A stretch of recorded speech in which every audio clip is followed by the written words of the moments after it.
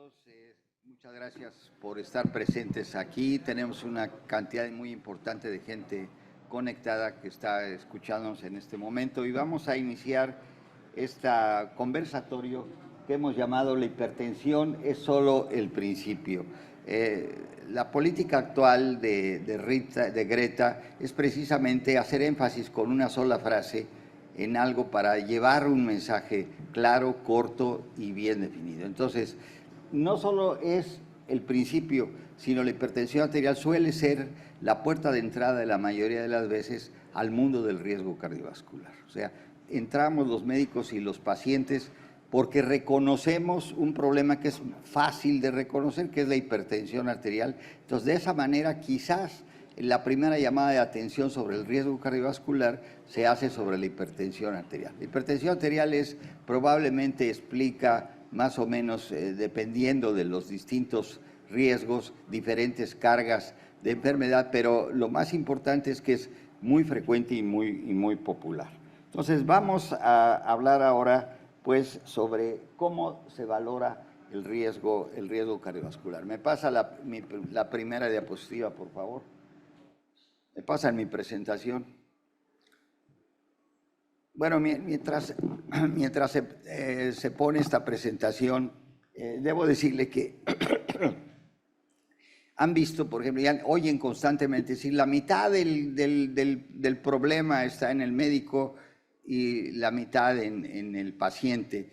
Pues no es cierto, o sea, en realidad la mitad del problema la tiene el médico, el 25% de la culpa del problema la tiene el paciente y el 25% restante el sistema de salud. Creo que hay problema con las diapositivas. Bueno, les voy platicando. Yo traigo aquí las mías para no perder la idea de la situación. Bueno, a ver, vamos a ver. No tenemos diapositivas. Ya están montadas las tres presentaciones, pero no salen en la pantalla.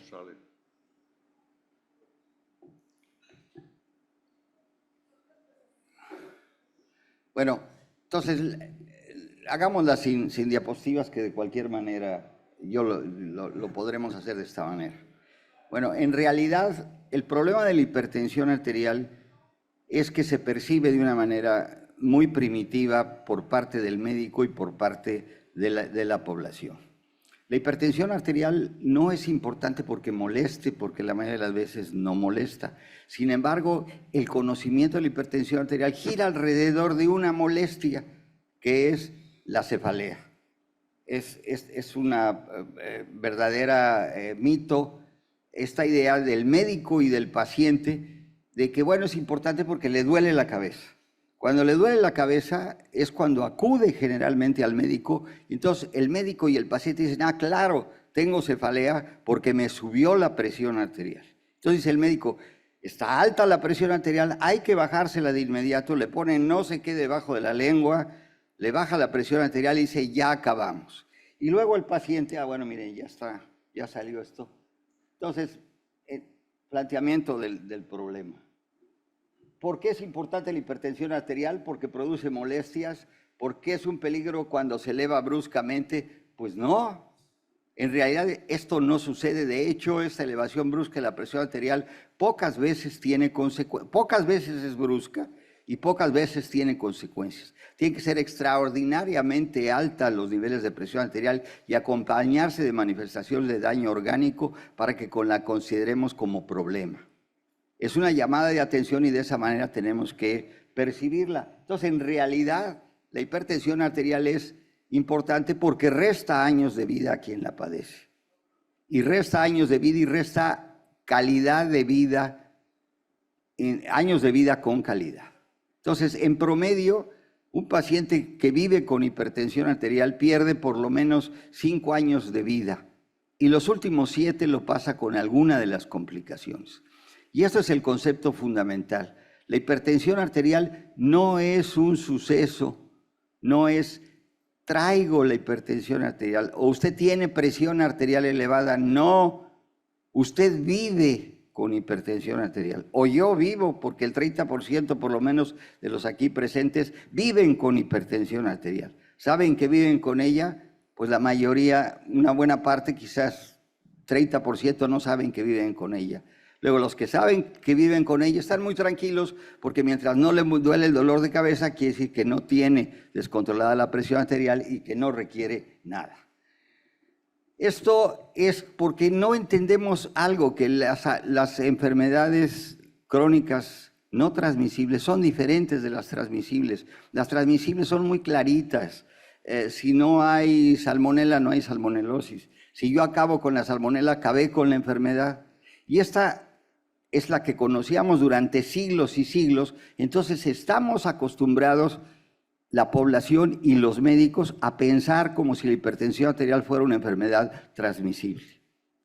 Tiene una causa, es que usted se preocupa. Tiene un tratamiento, deje de preocuparse. Tiene una manera de diagnosticarse, le duele la cabeza, pues qué bueno. Por cierto, el dolor de cabeza es al revés, ¿eh? La hipertensión no produce cefalea. Lo que le pasa al paciente con cefalea es que cuando tiene la cefalea le sube la presión arterial, pero es exactamente al revés. Entonces, se nos olvida que estas enfermedades pasan por un proceso bien claro, que ya habíamos insistido, incluso con el doctor Coca escribimos un pequeño librito, que empezamos con salud cardiovascular, que son 8 factores importantes que tenemos que vigilar, no hay tiempo para reducirlo. Luego pasamos en este estado de riesgo, que en el hipertenso arterial y en el diabético y en el paciente con hiperlipidemia puede durar de 10 a 12 años o hasta más, en que no tiene la más mínima molestia. No se da cuenta porque no hay un impacto de ninguna de estas enfermedades. Entonces, la falta de molestias o una ideación equivocada sobre la etiología hace que no la atendamos. Ah, no, tengo alto el colesterol, sí, pero porque como huevos, pues dejo de comer huevos. Me subió el azúcar, pues dejo de comer azúcar y se acabó el problema. Es una ideación equivocada que se fortalece durante 10 a 17 años. Pero durante esos 10 a 17 años el paciente empieza el proceso del riesgo y al mismo tiempo de empezar el proceso del riesgo empieza el daño. De tal manera que al cabo de la mitad de esos 17 años el paciente sigue igual de asintomático que al principio, igual de problema, pero ya, por ejemplo, ya perdió a lo mejor 50% de la función renal. Quizás ya tiene hipertrofia ventricular izquierda, quizás ya sus neuronas ya no están capaces para tomar todas las decisiones correctas, quizás ya tiene un poco de disnea. Y todo eso pasa en esa fase asintomática que desde luego se va produciendo este daño asintomático hasta que aparece el daño sintomático y entonces sí lo reconocemos. El paciente tiene un infarto, tiene un accidente vascular cerebral, pues fue porque hoy le subió la presión arterial. Entonces eso es lo que tenemos que cambiar, porque la transición del efecto de la hipertensión arterial ha cambiado, o sea, las consecuencias de la hipertensión arterial han cambiado con el tiempo y estamos fijados en las fases iniciales.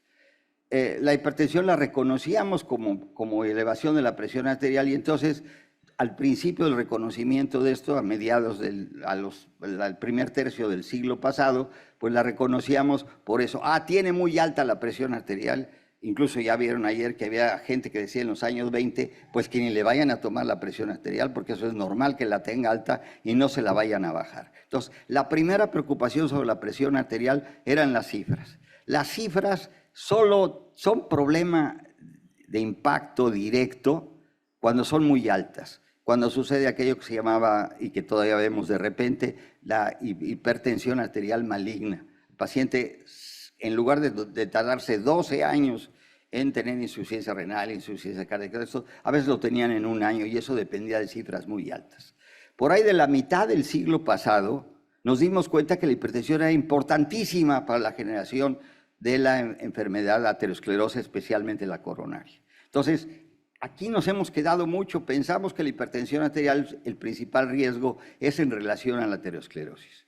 Ahora sabemos que no, que no han aparecido, sino que hemos reconocido que la hipertensión arterial es un riesgo para todas estas cosas: insuficiencia renal, insuficiencia cardíaca, deterioro intelectual, fibrilación atrial.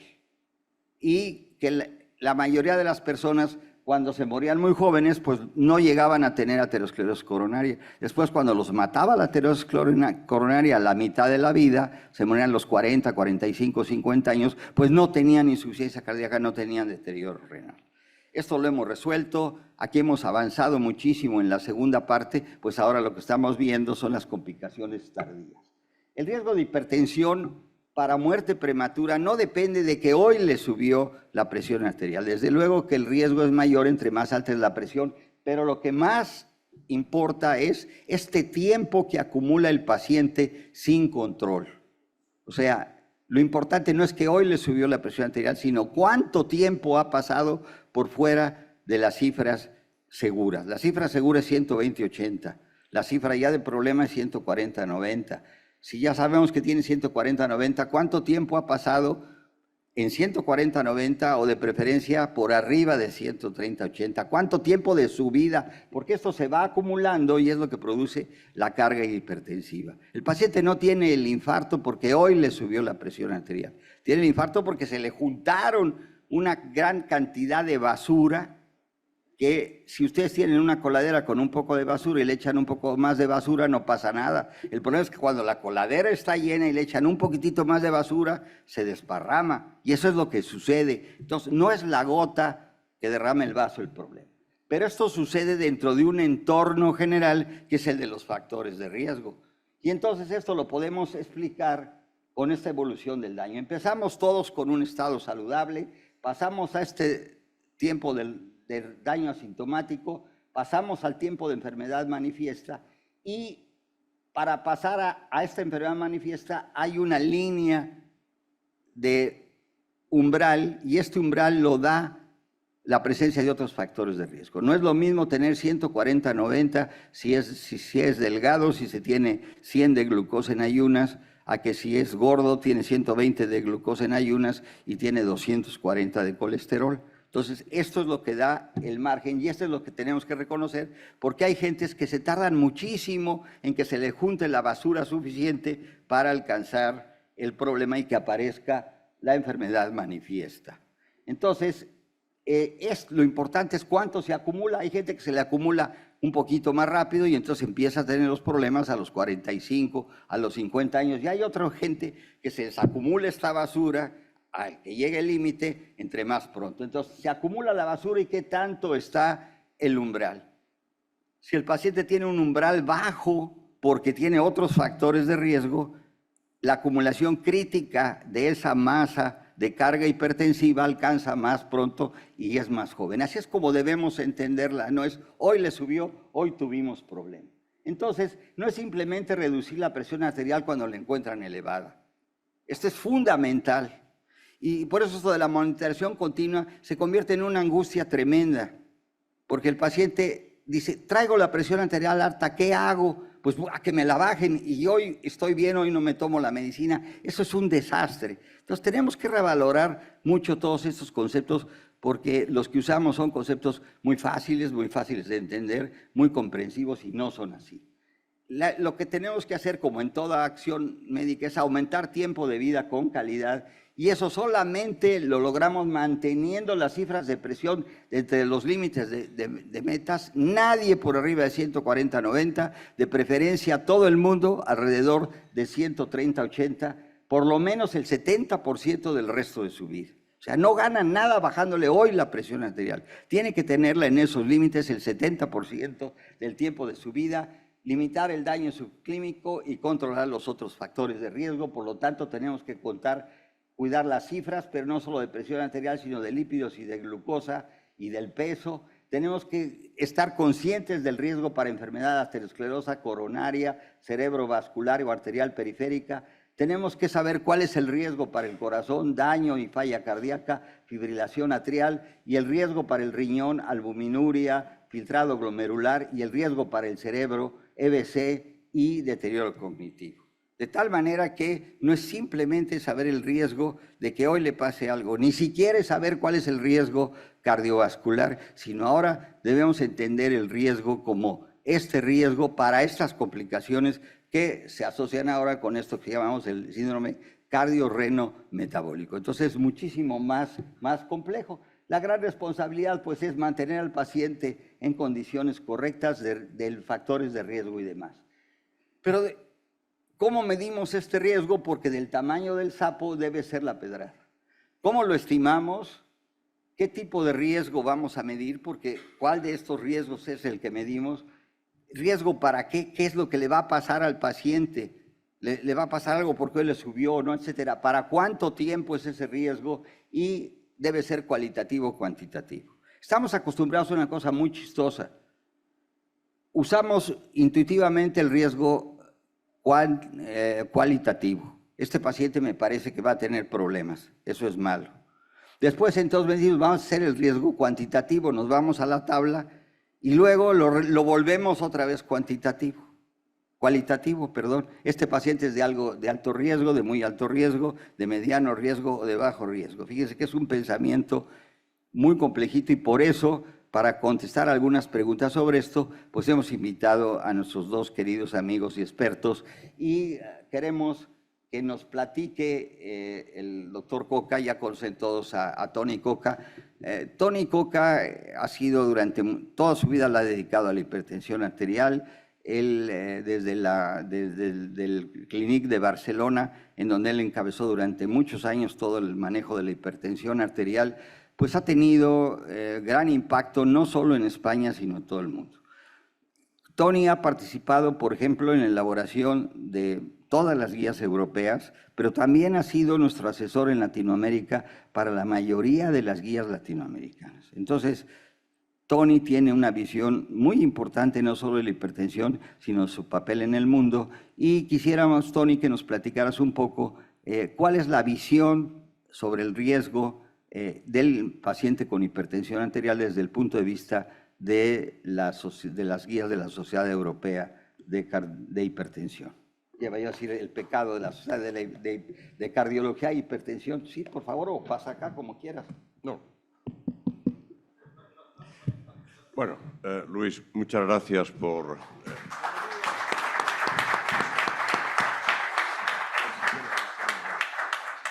Muchas gracias por tu presentación.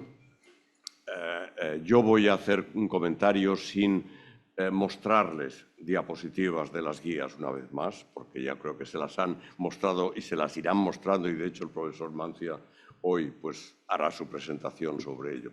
Pero yo sí que les quiero hablar un poco de la visión que tiene la Sociedad Europea de Hipertensión sobre ese concepto de la hipertensión y del riesgo. Yo creo que Luis, como tantas otras veces, siempre es un maestro en la exposición de ideas complejas de una manera sencilla y, por tanto, en muy pocos minutos nos ha hecho una exposición detallada de la historia natural de la hipertensión. Y empezando por el elemento más importante, y es que el paciente no se siente enfermo. Eso es un gran problema que hemos tenido siempre para el tema de la hipertensión arterial. Es curioso cuando, y si lo piensan fríamente, cuando un sujeto va a ver al médico y le dicen que tiene algo, normalmente el estómago da una vueltecita, a ver si esto será malo. Hay una sensación de preocupación por la enfermedad. En el caso de la hipertensión arterial, se toma como si fuera... Mira, me han dicho que tengo la presión alta, vaya por Dios. Pasa un poco... Más o menos como me han dicho que tengo el colesterol un poco alto. Curiosamente, con la glicemia no pasa lo mismo. La gente le tiene miedo a la diabetes. Y le tiene miedo por el tema histórico de que, claro, los diabéticos se quedaban ciegos, les amputaban las piernas, y uy, eso es malísimo. Pero con la historia y la narrativa de la hipertensión, nunca nadie entró en detalles. Por ejemplo, cuando murió el presidente de los Estados Unidos, tuvo varios accidentes cerebrovasculares. Los que se enteraron de que tenía una hipertensión muy severa eran sus médicos, no la población general. O sea, la población general tenía un presidente que iba en una silla de ruedas, que había tenido un ictus, pero nadie asociaba de que esto venía de largo porque había padecido hipertensión arterial. Es decir, en pocas palabras, Luis, es verdad que la población no tiene percepción de enfermedad importante Y eso nos genera un problema terrible a la hora del control. Y es que no tenemos elementos suficientes de miedo para la adherencia al tratamiento. Y por eso siempre se nos ha dicho el problema más grande que hay en el control de la presión arterial es la mala adherencia de los pacientes a las prescripciones que hacemos los médicos. Dicho esto,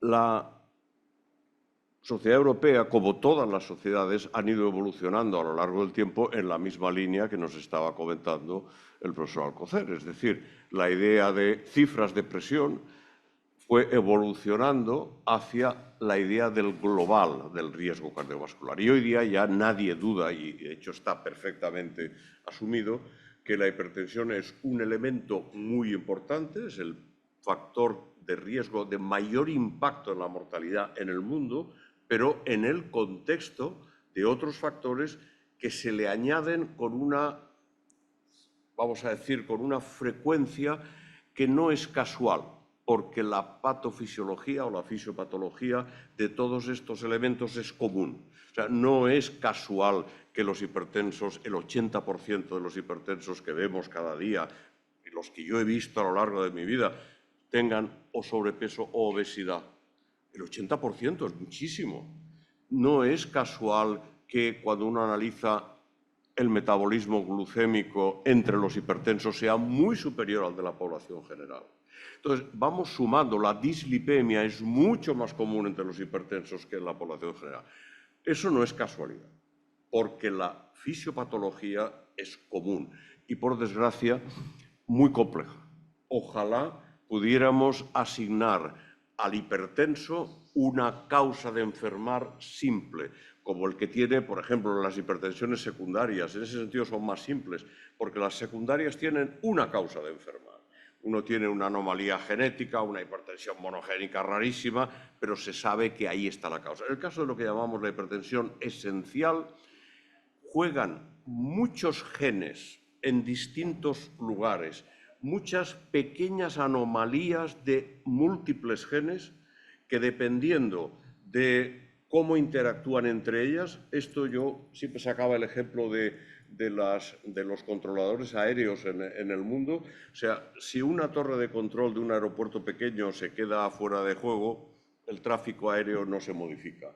Si un aeropuerto se queda fuera de juego, pequeño no se modifica, pero si se afecta el aeropuerto de París o el aeropuerto de Londres o el aeropuerto de Madrid, el tráfico en Europa se afecta mucho. Entonces, dependiendo de qué tipo de anomalías y cómo interactúan, pues la enfermedad progresará a una velocidad más lenta, mediana o muy rápida. Esa idea de la globalidad del riesgo es clave hoy día y es, yo creo, uno de los retos que tenemos que implementar en el conocimiento de los médicos. Es decir, que se acostumbren a ver la hipertensión no como un elemento de cifras, sino muy bien, mi paciente tiene cifras elevadas, ¿en qué contexto las tiene? Y por tanto, la diapositiva que nosotros siempre hemos considerado más importante en la guía europea es esa diapositiva de la estratificación del riesgo, coloreada, que además no necesita ninguna calculadora, es puro concepto. O sea, hay columnas y hay filas. Y las columnas son de presiones crecientes y las filas son de riesgos asociados crecientes, número de factores, progresión de la enfermedad, lesión silenciosa, lesión clínica. Y es esa combinación entre las columnas y las filas lo que hace el riesgo de un sujeto concreto y permite entender de una manera muy simple que un sujeto con unas determinadas cifras de presión pueda estar en un riesgo bajo, moderado, alto o muy alto, con las mismas cifras. Yo les decía, lo he dicho siempre a muchos médicos, que durante muchísimos años yo lo que hacía era imprimir en colores esa tabla de estratificación de riesgo de la Sociedad Europea, la plastificaba y la tenía en el cajón de mi consulta para visitar a los pacientes y me servía mucho para explicarle a un paciente qué tenía.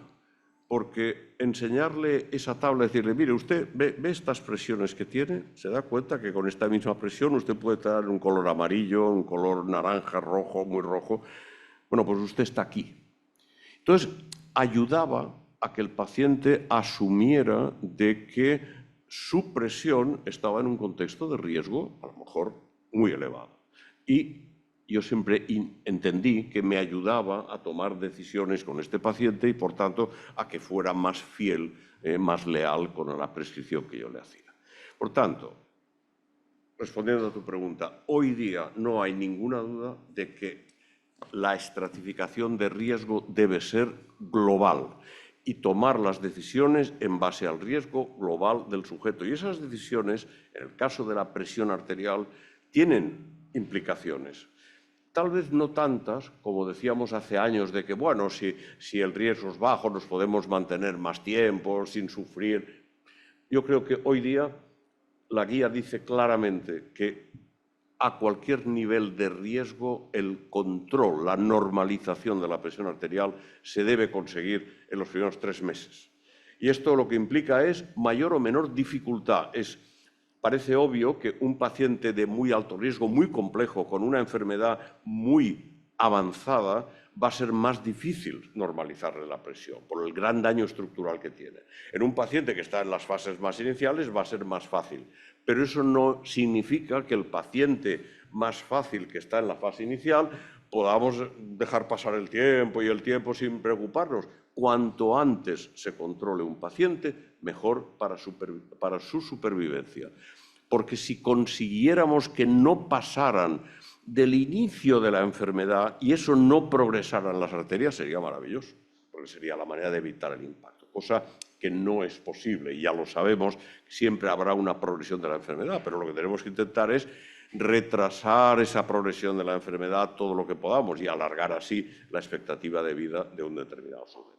En suma, y termino, la guía europea dice claramente, no trate cifras, trate el riesgo global del sujeto, y eso significa una aproximación a todos los factores al mismo tiempo, cada uno con sus metas, dependiendo de ese riesgo que usted ha asumido al principio. Pero ese riesgo tiene que ser conocido por el médico y por su paciente. Y el paciente, obviamente, cuanto más riesgo tenga y mejor se lo expliquemos, probablemente más adherente será a las prescripciones que le hagamos. Muchas gracias, Tony. Le quiero pedir a Julio Farjat, todo el mundo conoce a Julio. Julio es un cardiólogo distinguidísimo de Yucatán. Yo casi lo considero como el ícono de Mérida. Alguien dice Mérida y yo pienso en Julio automáticamente. Es mi guía sobre qué guayaberas debo comprar, qué debo comer. Pero es el mejor cardiólogo, y se me van a enojar los demás, es el mejor cardiólogo que yo conozco de esta hermosísima ciudad. Julio, ¿quieres presentar tus diapositivas, por favor? Quiero preguntarte, a diferencia de esta visión global de los europeos, que es una visión que tiene ya mucho tiempo, pero mucho tiempo, los americanos siempre han girado más alrededor del riesgo cardiovascular. Y siguen el lineamiento fundamental que tiene la mayoría de los médicos sobre el riesgo. Dicen riesgo A, se necesita una tabla. O sea, como automáticamente, nunca la usan, nunca la miden, pero automáticamente dicen, quiero calcular el riesgo, necesito una tabla en donde tengo que meter números, me salen otros. ¿Y qué tabla escojo? Pues la donde haya mexicanos. Esa es la gran decisión. Si es que estas tablas europeas no tienen mexicanos, no la uso. Entonces, ese es el concepto del riesgo, y de alguna manera las tablas norteamericanas, como nos va a explicar el doctor Farjat, nacen en la época de la terrible epidemia de aterosclerosis coronaria. Entonces, en realidad, las tablas de riesgo son fundamentalmente para atender el riesgo ateroscleroso, y además si lo hacen solamente desde ese punto de vista, y al final la función de las tablas en Norteamérica fueron creadas para ver si uso estatinas y cuánta cantidad de estatinas uso. Ese es el concepto final, así muy profundo, de las guías. Entonces, y todo el mundo tenemos la cosa mágica de que, pues para calcular el riesgo necesito una tabla. Entonces, vamos a ver qué nos dice Julio, sobre estos aspectos. Primero quiero agradecer profundamente la generosidad de las palabras del doctor Luis Alcocer Barreiro. Inmediatamente después agradecer la presencia que han tenido para el Día tan especial internacional de hipertensión arterial y al doctor Coca de estar aquí, al grupo Greta, por hacer este grupo tan extraordinario de cardiólogos, ¿verdad? Que pues, son unos grandes líderes nacionales e internacionales de la cardiología. Aquí tenemos al doctor Coca y al doctor Luis, que es revisor también de las guías europeas de cardiología. No es algo sencillo. Entonces, es un privilegio que nos acompañe Greta al día de hoy, el doctor Luis y el doctor Antonio Coca. Muchas gracias. ¿Sí? Bien, entonces entrando ya en la temática correspondiente, vamos a pasar la primera diapositiva. Color verde. Y a ver si funciona. Le pisas al verde y ruegas a Dios que funcione. Ok, perfecto. Mire, entonces, precisamente México siempre se ha dividido entre muchas otras cosas, en la dualidad de a qué guía le hacemos caso, a la guía europea o la guía americana, por cercanía, por sencillez, porque, bueno, por varios y diversos motivos. Las clínicas europeas, algunos, las hemos sentido más clínicas a lo largo de la historia y las guías americanas un poco más, tal vez, eficientes, pero hay algo diferente. De hecho, incluso las normas oficiales durante un tiempo han utilizado los parámetros de la guía europea para aplicarlos a las guías mexicanas.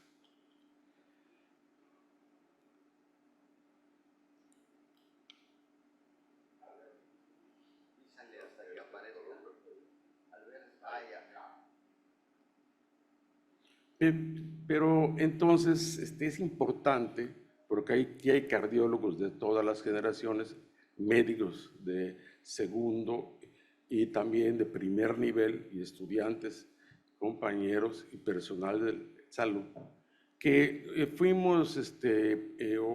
caímos en una compulsión por el JNC7 o los comités americanos de hipertensión arterial, de tal manera que ese que se había publicado, el 7, en el 2003, nos marcó en cierta forma nuestra práctica y nuestra vida y la de muchos pacientes. Esperábamos que cada 5 años hubiera una publicación similar, mas sin embargo, pasaron 8 años o más y sale el JNC8, que aparentemente desencantó.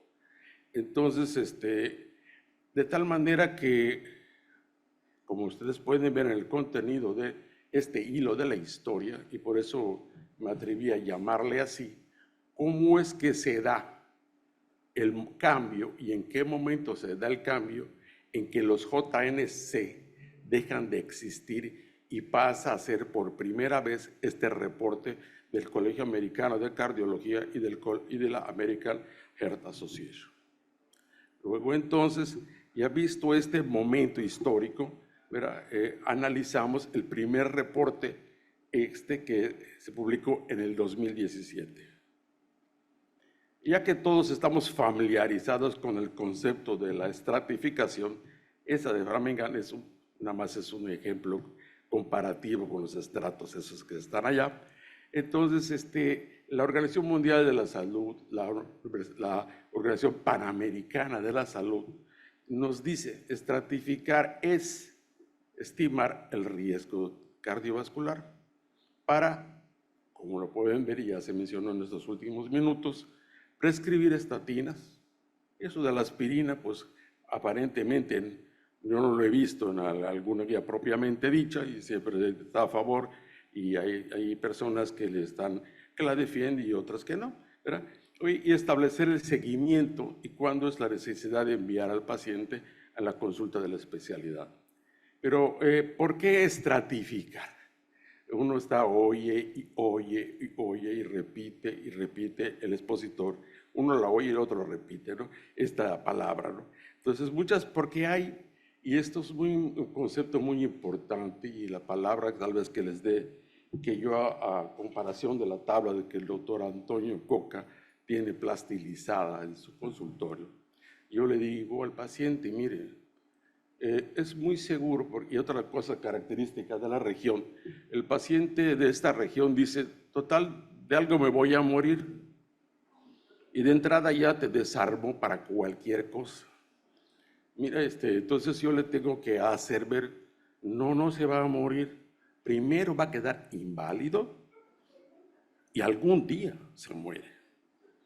Entonces eso, cuando el paciente oye la palabra de invalidez, se eriza, se cae en pánico, ¿sí?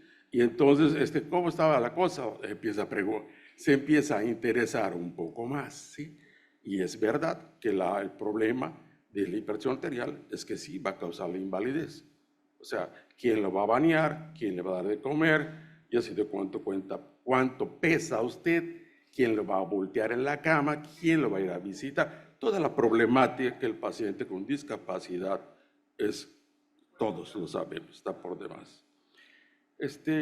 Entonces, la discapacidad, ¿verdad? Y algún día la muerte, pues a todos nos va a alcanzar, pero mientras la discapacidad es el peor escenario para cualquier persona, cualquier ser humano. Y aquí tenemos las principales razones, o algunas de tantas, porque hay muchas más, por qué se debe de estratificar o de pensar que hay algo más que solo las cifras de presión arterial, porque eso no es cierto. Hay muchísimas cosas atrás, ¿no? Porque nosotros cuando tomamos una presión arterial, no tomamos, vamos a decirlo así, no tomamos la presión arterial, vamos a tomar decisiones. Al tomar una presión arterial, inmediatamente ya estamos pensando en la decisión que sigue. O que me traigas el material que me traigas, ¿qué decisión yo voy a tomar? ¿Sí? Entonces, aquí encontramos, como estamos hablando solo del segmento de la estratificación, traje el que corresponde a la del 2017 y a la del 2018 de las sociedades europeas. Finalmente, allá pueden ver subrayado cuáles son los scores o los factores para los esquemas de calculadora que utilizan para estratificar a los pacientes en riesgo.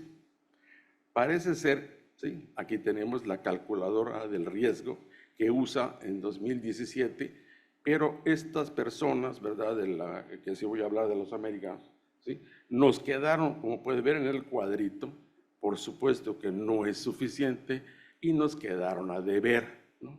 O sea, como que minimizaron el hecho o no le dieron la adecuada proyección de toda la integridad, como ya mencionó el doctor Coca y el doctor Luis, que es un paciente global, no es un riesgo global.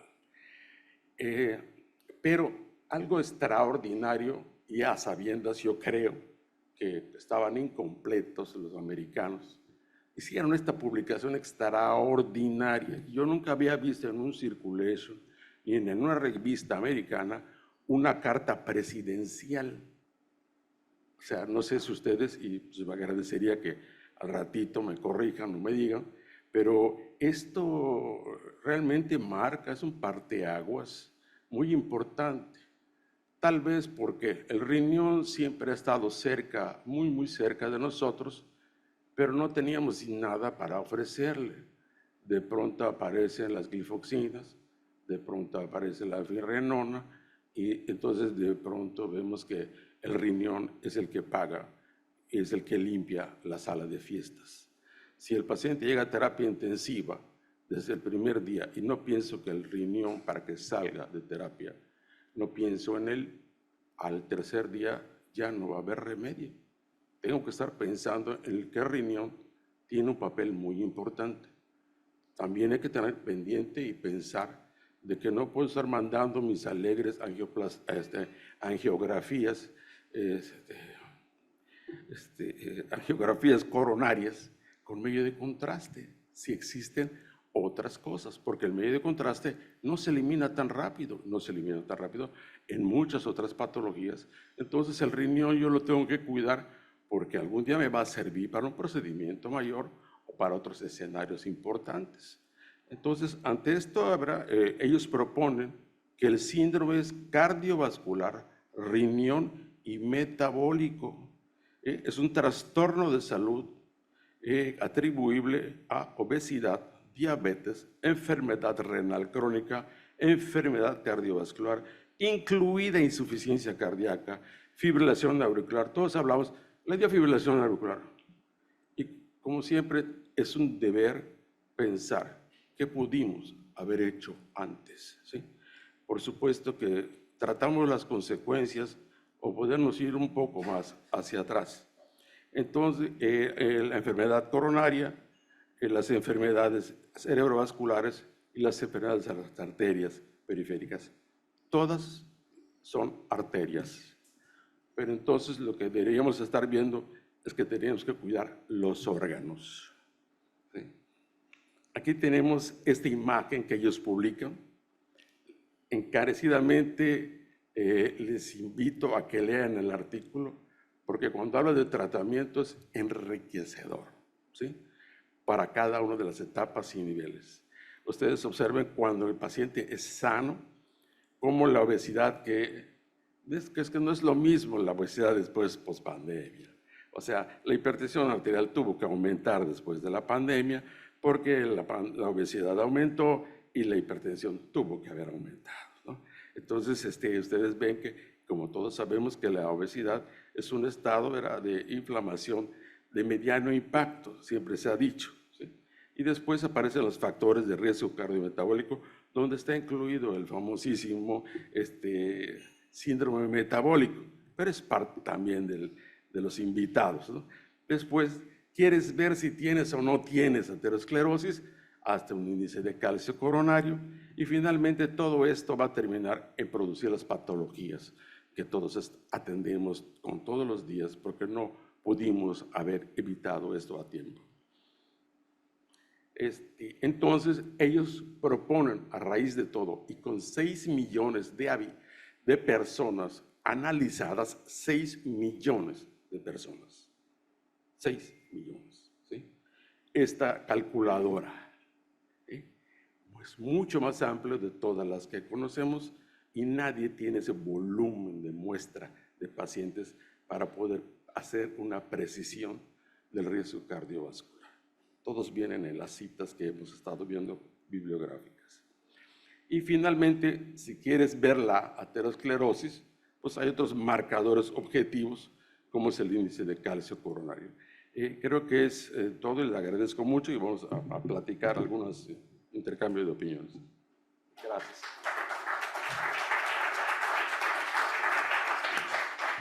Bueno, estos antecedentes nos permiten centrar, tenemos 15 minutos para platicar entre nosotros sobre cómo hace el médico realmente para darse cuenta de en qué riesgo está su paciente cuando entró al mundo del riesgo a través de la hipertensión. Porque hay otros médicos que entran al mundo del riesgo a través de la diabetes, que son los que se dedican a la diabetes. Hay otros que entran al riesgo por el camino del riñón, los que se dedican al riñón, que está cumpliendo 100 años esta estratificación de la medicina de una manera que ya es obsoleta.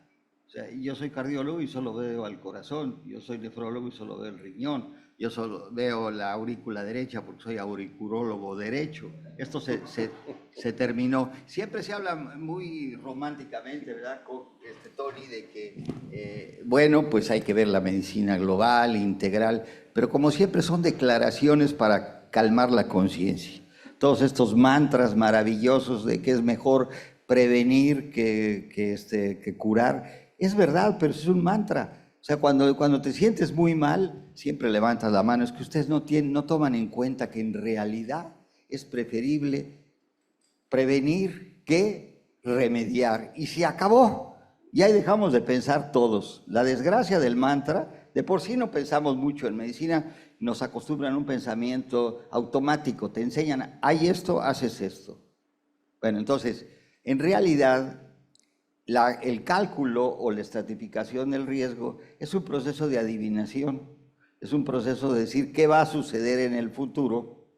Y fíjense, vamos a hablar de este concepto de que riesgo se mide con tablas, que es algo que queda mentalmente casi en todo el mundo. Cuando hablamos de riesgo, ¿y qué tabla usa usted? O sea, es el pensamiento automático sin pensar. No estoy diciendo que sea cierto, estoy diciendo que son los pensamientos más prevalentes. A ver, ¿qué sabemos sobre esto? Ahora usamos algo que se llama las estadísticas C. Las estadísticas C son aquellas que nos permiten saber si cuando nosotros tomamos una decisión somos mejor que echar un volado. Si ustedes echan la moneda al aire, sale águila el 50% de las veces y 50% sol. Entonces yo podría echar la moneda al aire y decir, si sale águila es de alto riesgo, si sale sol es de bajo riesgo, y entonces me equivoco, hago cierto en el 50% y me equivoco en el 50%, lo cual mejora a muchos médicos, porque hay muchos médicos que se equivocan en el 80% y le aciertan al 20%. Entonces yo, en lugar de ir a ver al señor fulano mejor tomo al aire y digo, ¿me tomo esto o no me lo tomo? Bueno, entonces estas estadísticas nos permiten ver qué tanto mejoramos el volado. O sea, lo ideal, el volado sería 0.50, 50% de probabilidades de acertar y 50% de repetir. Entonces, de ahí vamos subiendo hasta que lo ideal sería el 1 o el 100 o el 1.0, que es cada vez que digo que esto es así. Bueno, si nosotros comparamos todas estas tablas, y hay una gran cantidad de estudios muy importantes sobre esto, todas, incluyendo las europeas, no rebasan el 80%, el 0.8. Todas están entre 6 y 7% y se parecen mucho. O sea que la que usemos en este sentido, simplemente de predicción, son exactamente lo mismo. Pero estamos hablando para predecir enfermedad cardiovascular, porque hasta ahora las únicas que podemos más o menos predecir otras cosas son estas nuevas del American Heart y del American College, porque con ellas podemos predecir quizás la posibilidad, por ejemplo, de insuficiencia cardíaca, que no estaba incluida en ninguna de las tablas. Entonces, resumamos y veamos esto. Vamos a ver, Tony, ¿qué le recomendarías tú al médico para que supiera o estratificara o pensara cuál es el riesgo de su paciente hipertenso? Vamos a ver, esta es como siempre, una encerrona, una pregunta difícil. Difícil, pero para eso estamos aquí.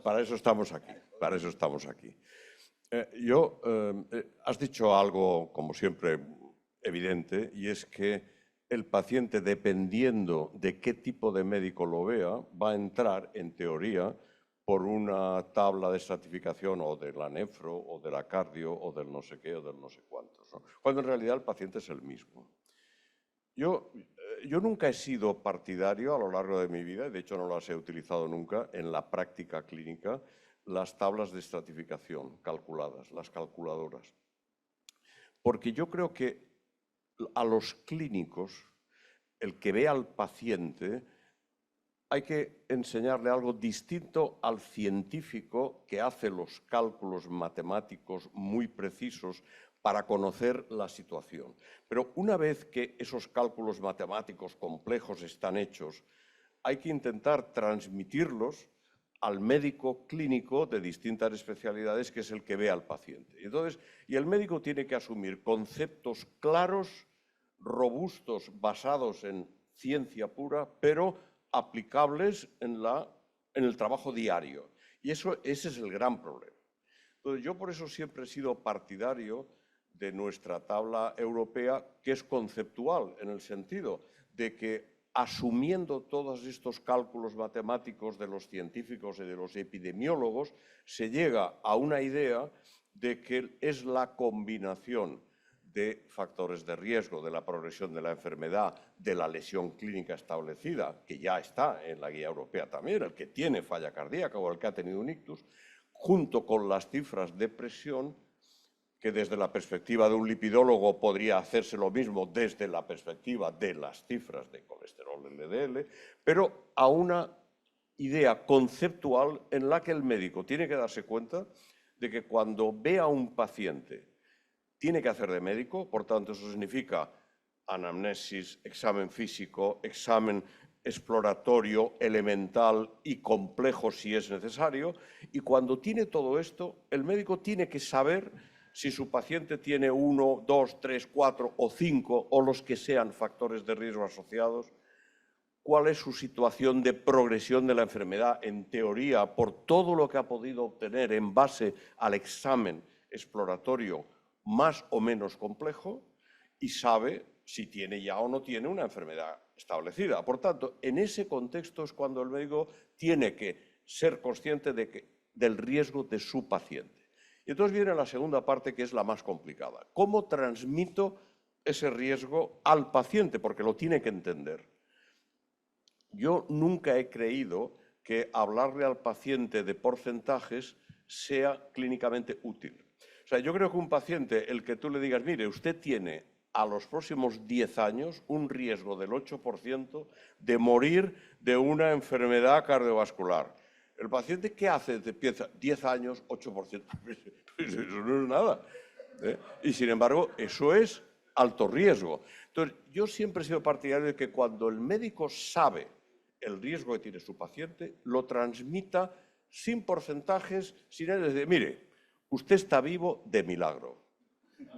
Esa es la idea, ¿no? Porque tiene usted, y se le dice, usted fuma, está obeso, no ve que no puede apenas moverse, no hace nada de ejercicio, tiene una presión que asusta, su colesterol ni se lo cuento, es pura grasa lo que le circula. Usted está vivo de milagro. Por tanto, o nos tomamos esto en serio o usted se puede morir pasado mañana. Entonces, eso transmite mucho mejor que decirle a los 10 años 8% de pobre mortalidad. Esa es mi idea. Julio, ya prácticamente para terminar, ya daré yo. Sí, ese es el... Hay que individualizar cómo le vas a dar el mensaje al paciente. ¿Sí? Eso es muy importante y en el contexto del país, de la región, cómo aterrizar esto, ¿verdad? Porque también, como antes hablaron del cuál es el peso, hay un concepto muy interesante de hace unos años atrás, el peso de las palabras del médico, ¿sí? Eso casi lo damos por sentado, pero no lo precisamos. Cuando uno dice una aseveración, tómese la presión diario, el paciente o está usted grave, es porque siente que aquí se va a morir, ¿no?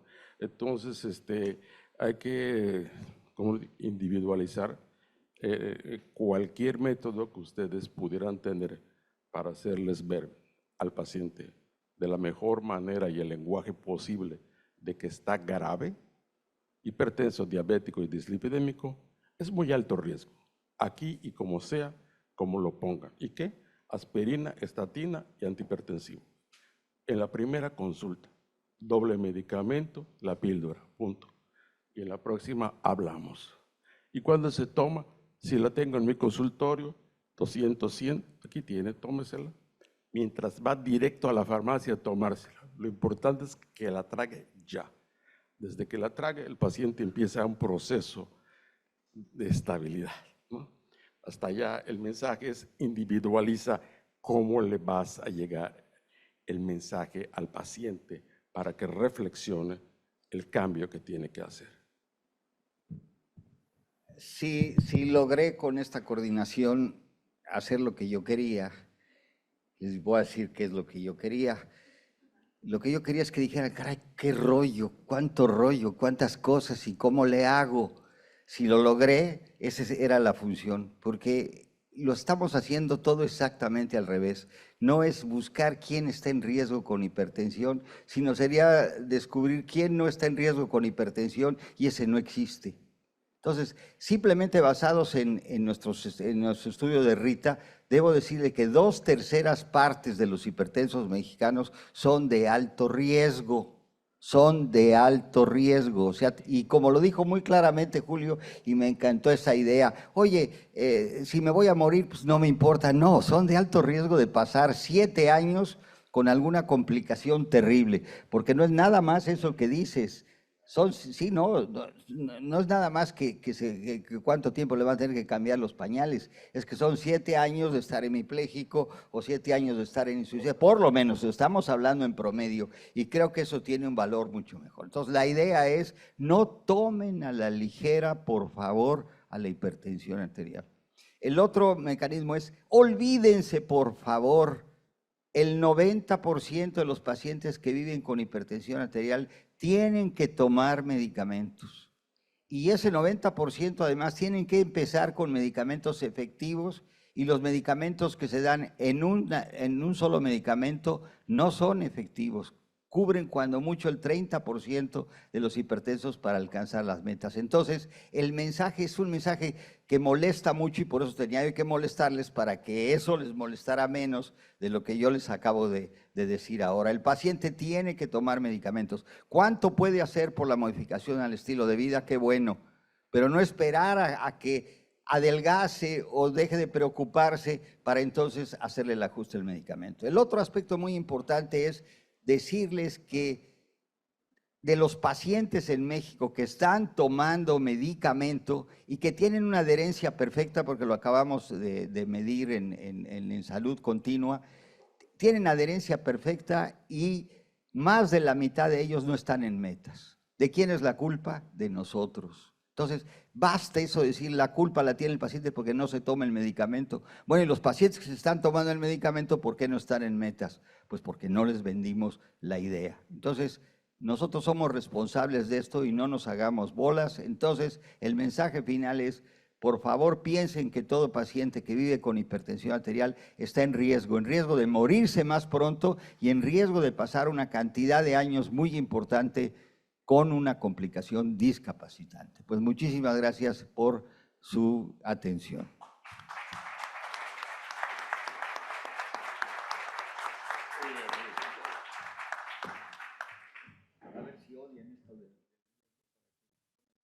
Bueno, no se muevan, ya vamos a continuar inmediatamente con el